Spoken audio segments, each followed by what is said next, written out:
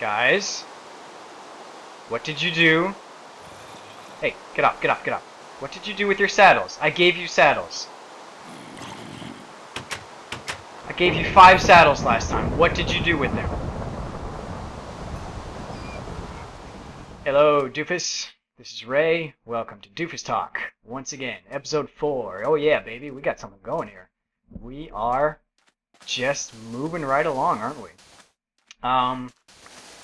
So it is, what time is it? About 5:15 over here in the afternoon. I am, just in the need for some sand because I need to make a lot of glass for my nether tunnel, as you may know. And so I thought I'd just collect some and chat for a bit. I just got back from watching. Well, not just got back. I saw it yesterday.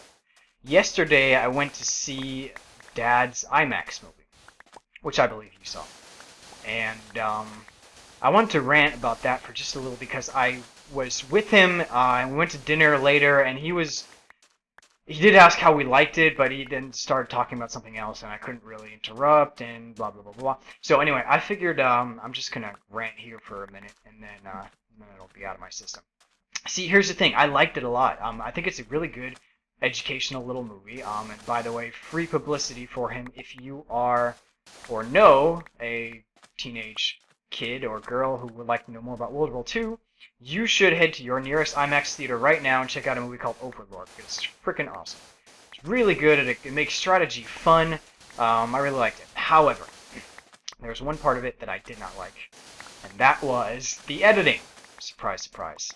I like to think of myself as an editor, even though I'm not working as an editor yet, but, you know, that's what I'm interested in. And, see, the thing is, it was so good because it gave you the top-down perspective on everything, and then it zoomed in and it had the sand animation. You know, that stuff was really cool, and that gave you like the gritty, personal side of the story, but without making it bloody, because you can't make it bloody for all audiences. And you know, it was super good. And then he would cut to these little, God, what were they? They were like these little featurettes with, like, you know, jeeps, and let's explain what a jeep is, and let's explain what a plane is. And you know, I get why they do that. I mean, it should be educational for kids and stuff, but it kills the momentum. It just kills the momentum every single time. I mean, I'm not paying to go see an IMAX movie if you're going to show me what's essentially a PowerPoint presentation. Sure, it's a 3D PowerPoint presentation, very nice PowerPoint presentation with, you know, good graphics and cool background and a, you know, high budget, but it's still a PowerPoint presentation. That's not why I went to see the movie, and the pacing just dies every single time. We feel like we're excited. Oh yeah, here we go, D-Day. We're invading France, and oh wait, now we have to wait for the lady to explain to us about Jeeps. Okay, that's great. Just seemed to me that there was a better way to do that. You know what I mean? Anyway, all right. So, well, I'm gonna keep collecting sand here in the dark. This should be fun. And I will see you in a little bit. All right, here we go.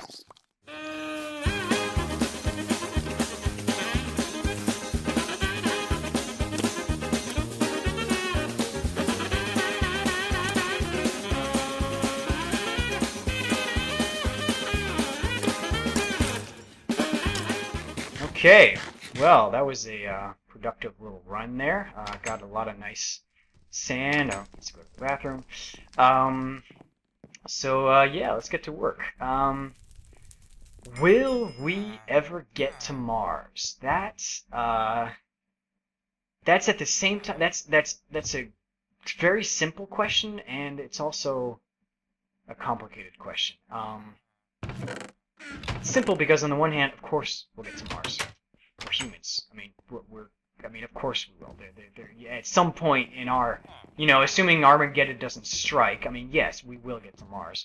I guess maybe the more interesting question is, will we get to Mars in our lifetime? The answer to that is probably not. But I don't know. Maybe we will. Maybe we will. I could be proven wrong. How am I gonna do this? I always, hang on, just a second. Did that work? Yes. All right. I always thought, I thought it was strange that, that human beings have so little patience for long term, for thinking through things in the long term. I mean, it's ridiculous. You'd think that, I mean, oh, that's ugly. Let's not do a yellow flower. I'm doing the interior of the flower shop, by the way, today, in case you couldn't tell. It's like one of the arguments I keep hearing against, continuing going to Mars and whatever, is that we have more important things to do because, there's there's the economy to worry about, and there's all sorts of, you know, hunger issues with the world and stuff. And honestly, I mean, really, what's left of Egyptian civilization? Do people remember that they spearheaded an agricultural revolution that helped people eat better? Well, yes, they probably do remember that. But do they also? They mostly remember them for building the friggin' pyramids, you know? And I mean, you got to ask yourself, what is going to be left of you when you leave? And I think that going to space is an incredibly good idea. I don't know why people keep insisting. No, no tulips. I guess we'll go back to yellow flowers. I don't know why people keep insisting that, oh, we can't do it. It's not important enough. Come on, guys. So, yeah, I do think we will get to Mars. However, I don't think it'll be right away. Now, it does raise an interesting question, though. I mean, I remember. Have you ever read one of Robert Heinlein's books? It's not a book, though, actually, and it's not even. It was an article he wrote at the request of someone or other. It was about his predictions, sort of his actual predictions for the future of our planet, and what was going to happen in such and such year. And that should be not on that. See if I can get some dirt for that. And he said basically that we were going to get to the out of the edge of the solar system by the end of the century, because it was last century that he's writing that. And guess what? We did. A little Voyager thing. I think that yeah, it is going to happen, getting to Mars, and not just getting to Mars, but terraforming Mars. I read the most interesting article the other week. It was about terraforming, okay? And it said you realize we are terraforming right now. I did do that. We are terraforming right now. We are terraforming this planet. Now, granted, we're not doing it on purpose, and it's not the type of terraforming that we really should be doing, but we are terraforming right now. And so, getting to Mars and then terraforming Mars is such an exciting proposition. And I think it's definitely doable. I think there are also economic interests to doing that.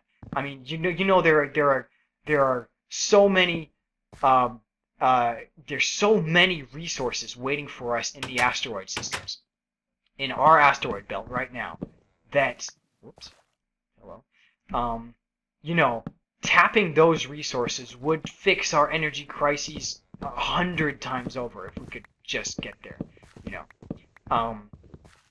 The space race is about so much more than just going to Mars just for the hell of it. As if, that wasn't enough. But sadly, to answer your question properly, I have to say I don't think it'll be soon. I think the people who are organizing that trip to get to Mars are a little bit optimistic. I think it ain't happening anytime soon. That's not too bad. Maybe that should be stone, I think. I'm trying to put like little like it's a flower shop, so there should be displays of flowers and stuff. Maybe there should be double tall flowers inside. Maybe this shouldn't be wood. What if? Crap, now I don't know what to do anymore. Sorry, I'm talking. First of all, I don't think the furniture should be the same color as all of this floor.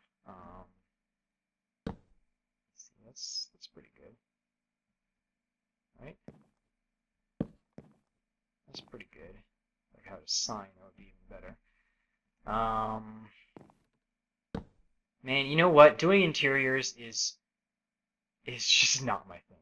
I mean, I like how it looks when it's done. Believe me, I can't stand a house that doesn't have an interior done. Like a house that's without an interior to me is not really a house.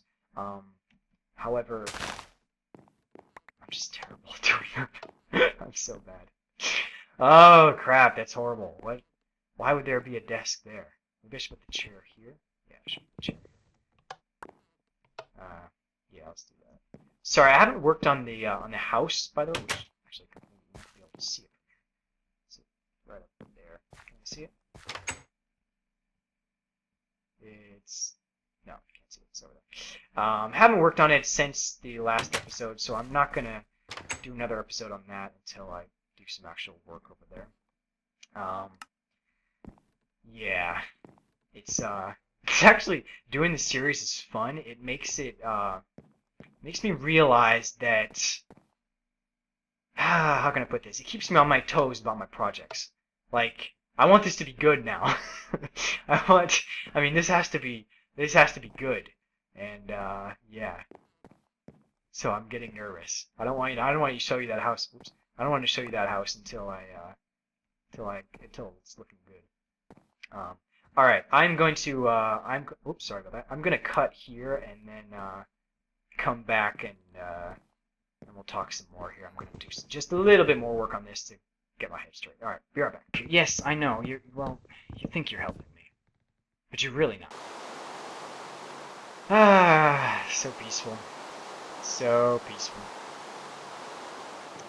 Alright, well I just checked the length and I am pushing 13 or so minutes. Depends how long that time lapse takes at the beginning there. But I'm gonna wrap this up here. Let me show you what I did. I got a nice little tiled floor. Oh, lag, sorry about that. Got a little display for the flowers here. Got a nice little flower. And it's all very nice and open. You know, there's the ceiling is open there. Got a proper little receptionist place. Although I don't think I'm gonna force anyone to go in here because I don't want to village up here. Anyway, yeah, I told you I suck at doing interiors. The question of the day for you is, what do you think it's going to take for us to implement meaningful climate policy changes? And by meaningful, I guess we'll just go with European standard climate policy changes. The reason I ask is that obviously it's all very well and good to be worrying about Mars and terraforming Mars, but what's about our own planet? What are we doing to stop the terraforming of our own planet? And it is very complicated, you know, another year goes by, another set of promises and climate meetings that go nowhere, and, you know, lobbyings from various powerful energy companies, and it's just a mess. So what do you think it's going to take? Petitions? Armed revolutions? What? You know? Yeah, that's all I got. I have a lot to say on the subject, but I have exceeded my time limit for today. So, let's keep this going. I'm excited for the next episode of DufisTalk. This is good. Hopefully my sound will be better this time and my visuals. And yeah, see you on the next episode. Adios.